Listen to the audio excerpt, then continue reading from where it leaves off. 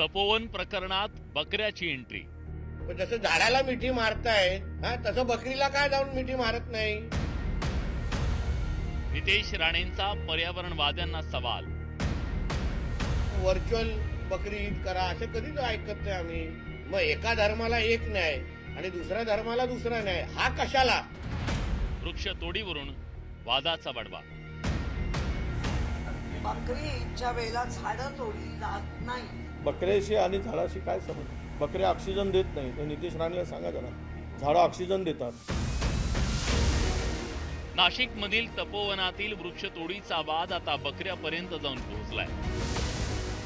मंत्री नितेश राणेंनी वृक्षतोडीचं समर्थन करतानाच पर्यावरणवाद्यांना बकरी ईद वरून सवाल विचारलाय। झाडाला मिठी मारताय तसं बकरीला काय जाऊन मिठी मारत नाही? झाडे वाचवा, झाडे वाचवा, झाडे वाचवा। नाशिकच्या तपोवन परिसरात 1150 एकरांवर उभारण्यात येणाऱ्या साधुग्रामसाठी 1800 झाडं तोडण्याचा मुद्दा सध्या गाजतोय।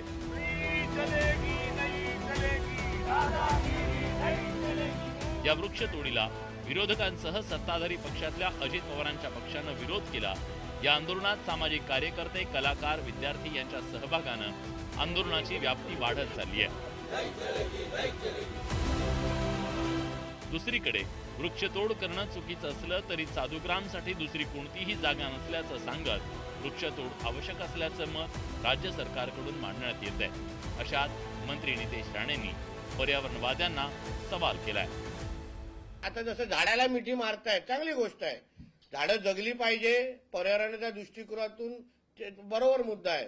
पण जसं झाडाला मिठी मारतायत तसं बकरीला काय जाऊन मिठी मारत नाही? काय साधा प्रश्न फक्त विचारलाय।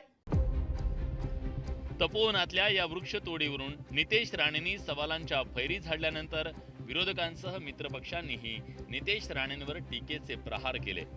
झाडं राखणं ही सर्वांची जबाबदारी पण आहे, परंतु नितेश राणेंनी जे काही वक्तव्य केले कदाचित त्याचं ते वैयक्तिक मत असावं, परंतु असे भडक स्टेटमेंट करून मला या हिंदुत्व आणि झाडं याचा कुठेही संबंध लागत नाही, म्हणून आपण कोणती भूमिका मांडतोय, हिंदुत्वाची मांडतायत का पर्यावरणाची मांडतायत हे कळायला मार्ग नाही।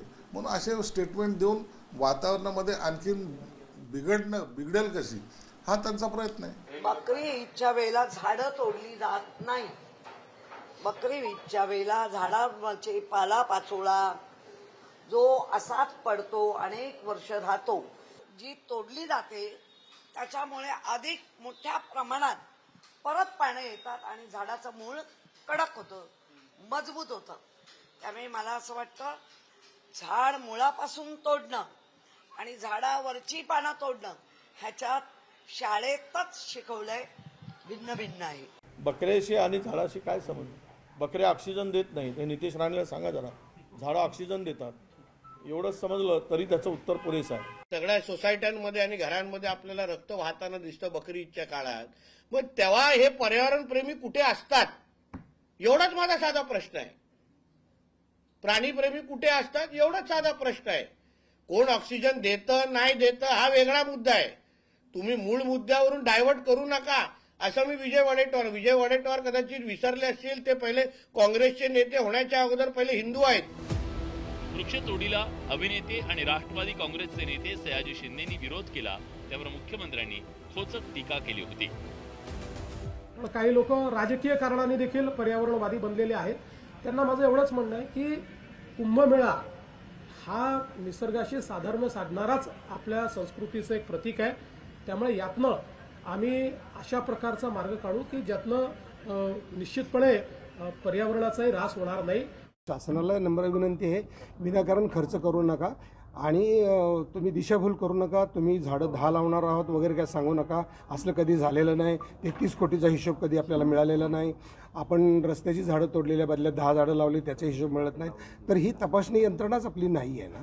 तेव्हा असं करताना ॲटलिस्ट ह्याच्या पुढची तरी झाडं तोडू नका। झालं तेवढं झालं, त्याच्या पुढे झाडं तुटता कामा नयेत आणि जी झाडं लावतायत ती टिकली पाहिजेत ना। ठाकरे बंधूंनी तपोवनातल्या वृक्षतोडीला विरोध केला, मनसेच्या एंट्रीनंतर वृक्षतोड विरोधाला आणखी धार येणार आहे. कलाकारांसह या ठिकाणी मनसे आंदोलन करणार आहे. कुंभमेळा हा आस्थेचा आणि वृक्ष पर्यावरणाचा विषय आहे. एकीकडे पर्यावरणवाद्यांसह समाजातील अनेक घटकांनी झाडं कापायला विरोध केलाय, तर दुसरीकडे राज्य सरकारही साधूग्रामसाठी वृक्षतोडीवर ठाम आहे. या सगळ्या पार्श्वभूमीवर या प्रकरणात सुवर्णमध्य कसा निघणार याकडे सगळ्यांचं लक्ष लागलंय. ब्युरो रिपोर्ट, न्यूज 18 लोक.